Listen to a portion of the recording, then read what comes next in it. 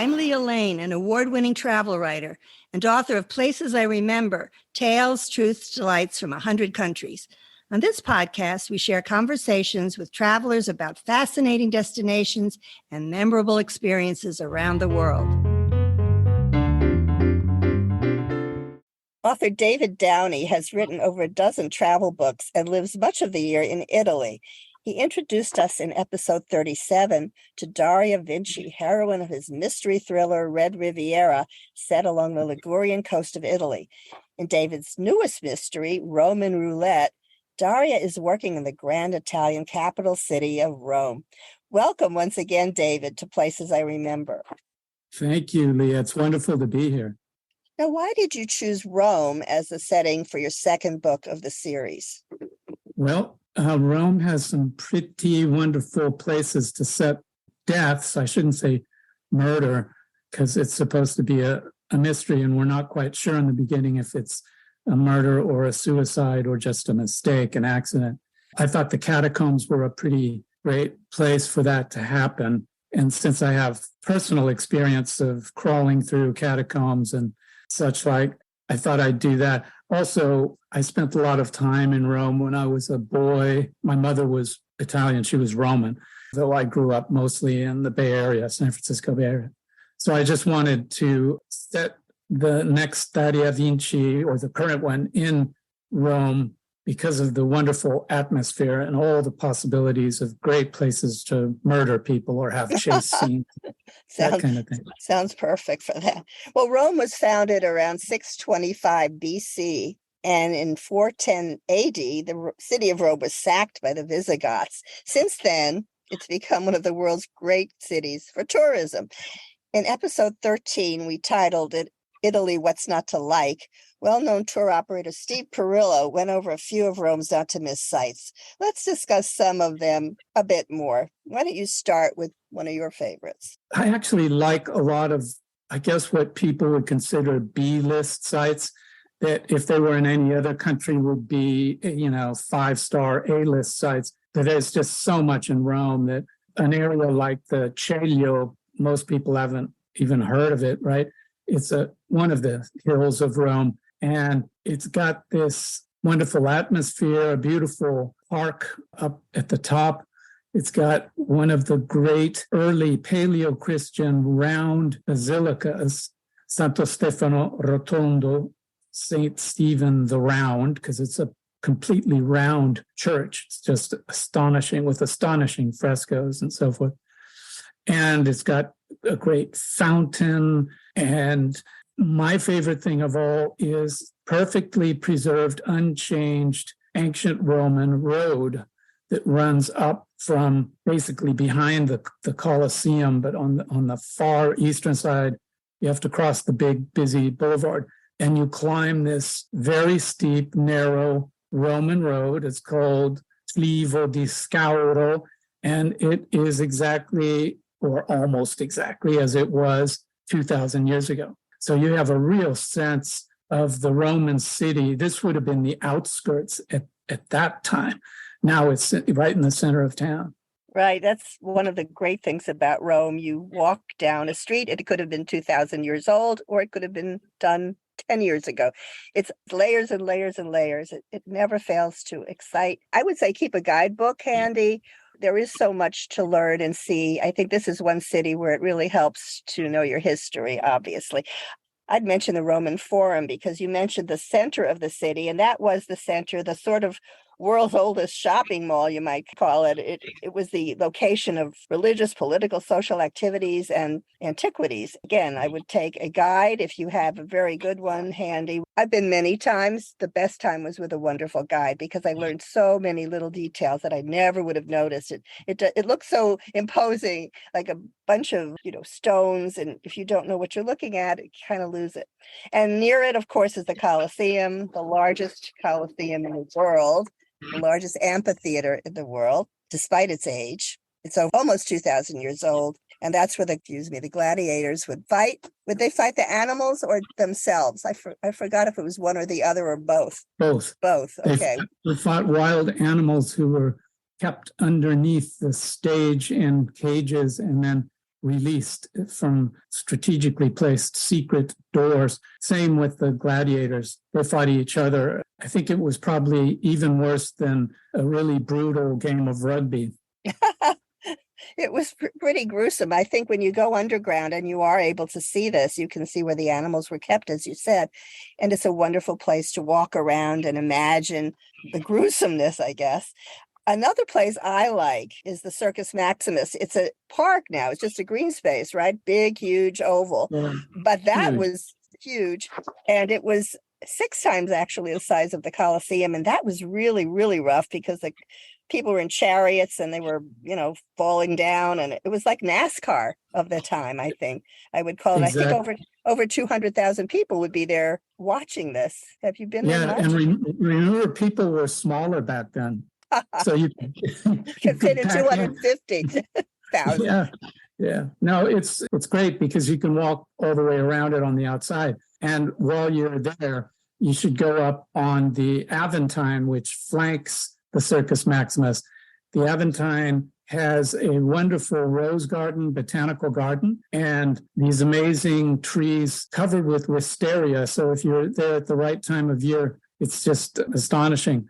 Also up on the Aventine, there is a park. It's called the Park of the Orange Trees, full of nice old bitter oranges that bloom very sweetly, and you get amazing views down to the city. The Aventine is another one of these super atmospheric places that generally have fewer people on them.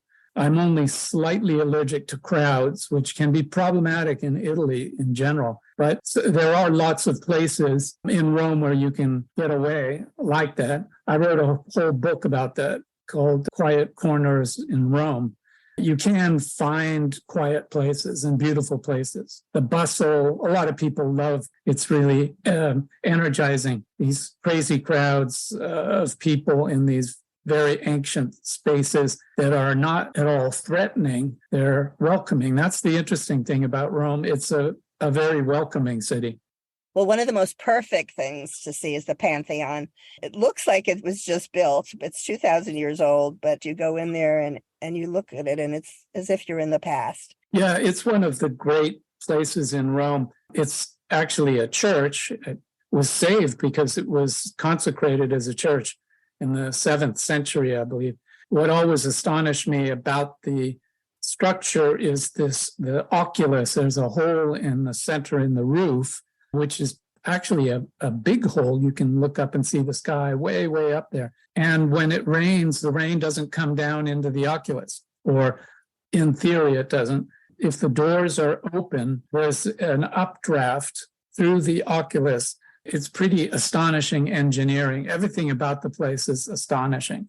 The thickness of the walls, the height inside, the marble pavement and the carvings and the tombs. It's a fantastic place. And almost all architects make a pilgrimage to the Pantheon to try to understand how they built it. Lots of studies have been done. They now know how it was done, but it was a real feat of architecture. Now, we have to mention, of course, the Vatican, the official residence of the Pope, and St. Peter's Basilica, which are crowded. You mentioned crowds. There are lines there that are awful. You can get tickets ahead and you can try to go at early hours and so forth. Any other tips on that? The only way I will go to the Vatican nowadays, I go to the 7 o'clock in the morning mass, and there are still very few people. So that's actually a really good time to visit it. You can get in and get out without too much trouble, and you see it and feel it better than you would when it's packed. But again, St. Peter's and the square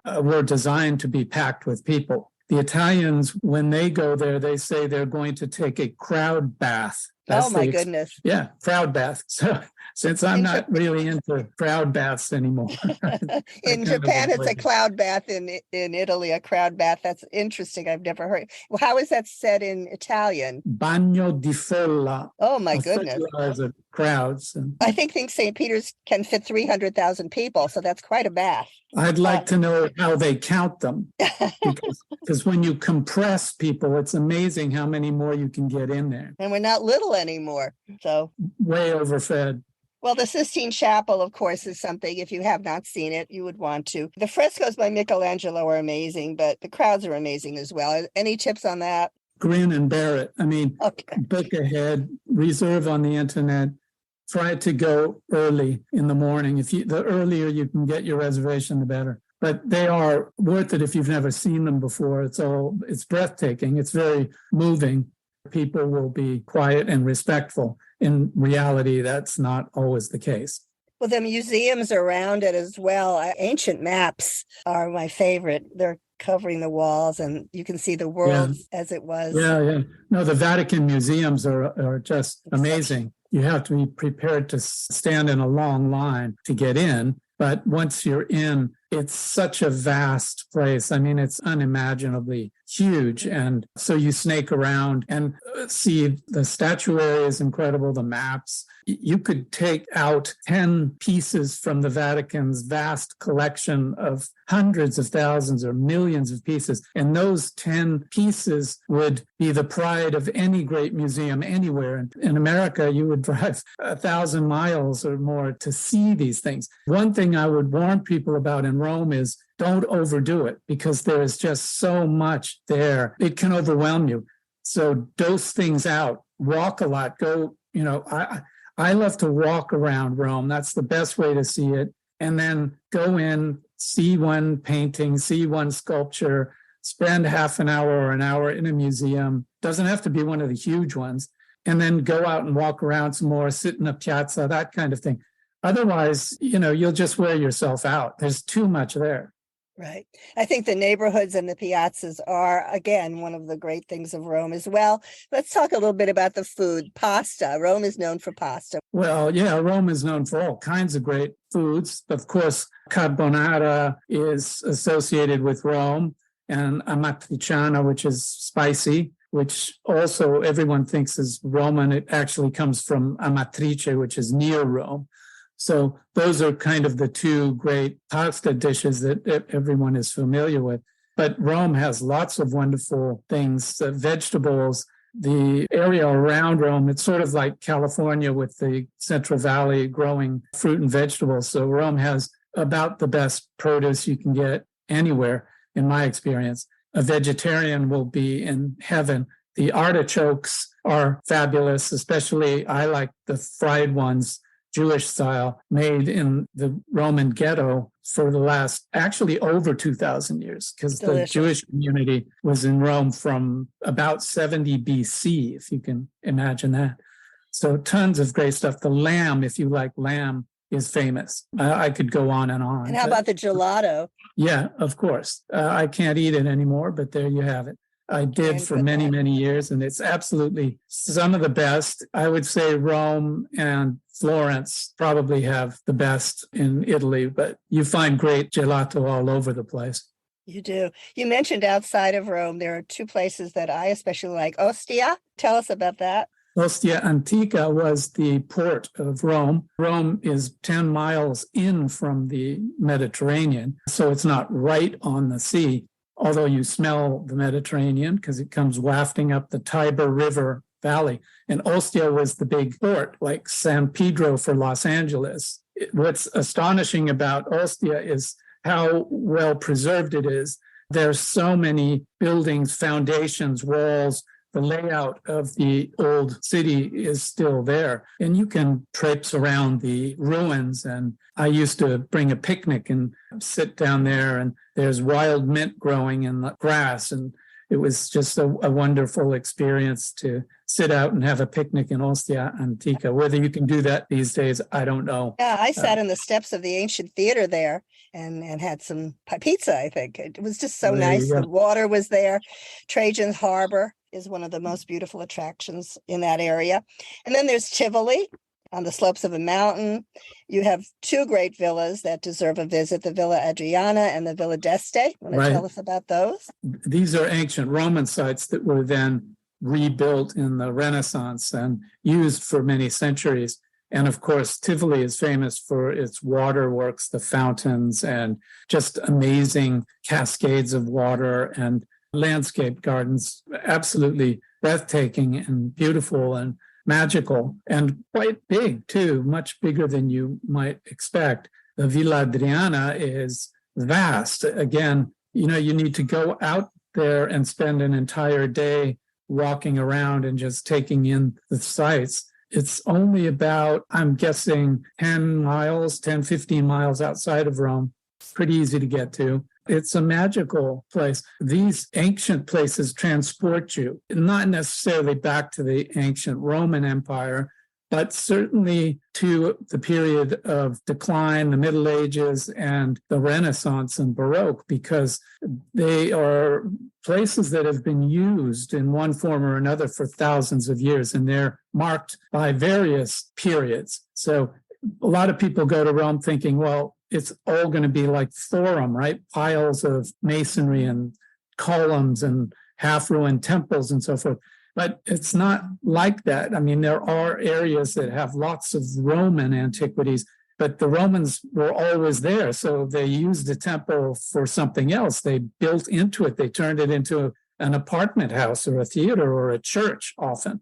So that's what you get. You get this accretion of all of these different periods. Boggles the mind. It certainly does. Now, let's talk a bit about some of the Roman settings that you used for your book. You mentioned the catacombs of Emperor Nero. Tell us about that. Those are invented in my book. Right. Because it's a fiction. I invented everything in the book, but based on real places and actually often on people I've known.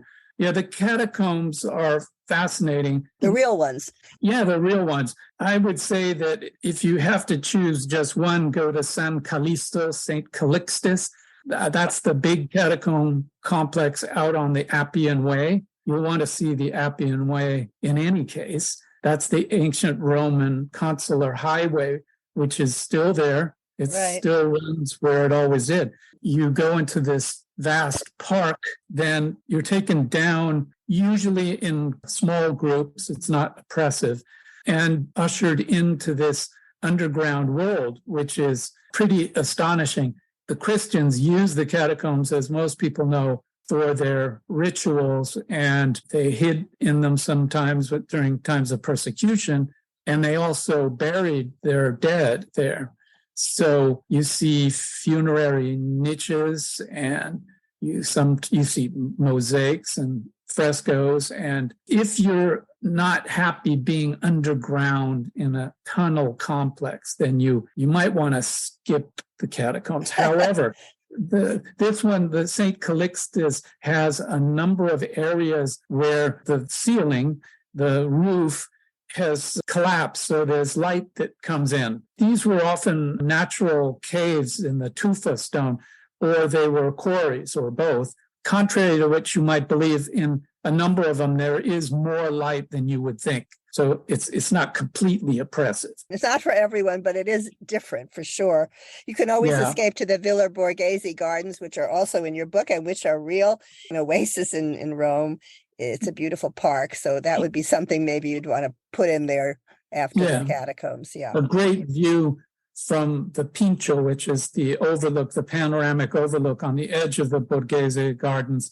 And you look down over the whole city. You're right above Piazza del Popolo, which is another fabulous, huge piazza, which is mostly closed to traffic now. That's one thing I will say about Rome. In the last years, many areas have been pedestrianized, and it's a lot easier to walk through and less noisy and dangerous, because it used to be crazy. When I lived in Rome as a child in the mid-1960s, every road was like a race course. It was terrifying. Those chariot drivers never gave up. They're now in Vespas, right? The Vespas are going around. Electric cars that you can't hear, and they come flying down the road. Even worse. Yeah. Well, we've covered the highlights of Rome, but the name of the podcast is Places I Remember. So, David, please give us a personal memory of Rome. My mother was Roman, as I mentioned, and when we lived there in the mid-60s, one day she took us to the Vatican, and I found that kind of daunting and creepy. We went down into the crypt, and that's another thing you can do if you want creepy things. Go into crypts. They're all over them.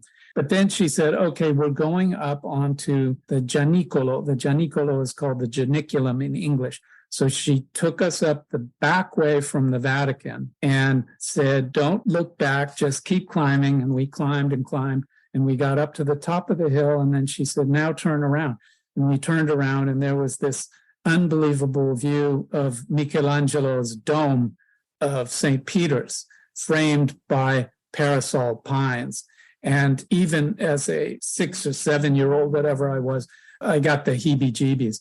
So that's one thing I like to do when I'm in Rome, and I take friends. And when I do lead tours in Rome, I take people up that way and reveal this incredible view. You won't get a better view of the cupola of that amazing, gigantic church. Thank you. That's a very good tip and a very good memory.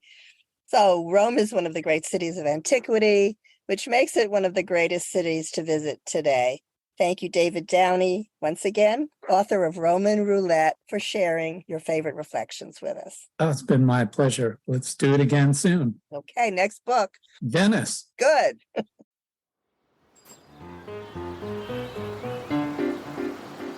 Thanks for listening to our award-winning podcast. We've recorded over 100 episodes of Places I Remember, so follow us on any podcast app. And new monthly episodes are also on YouTube with gorgeous video. My book, Places I Remember, is available in print and Kindle, and I read the audio version. Follow my travel writing at Forbes.com. Contact me at the links in the show notes or on my website, placesirememberlealane.com, and keep making your own travel memories.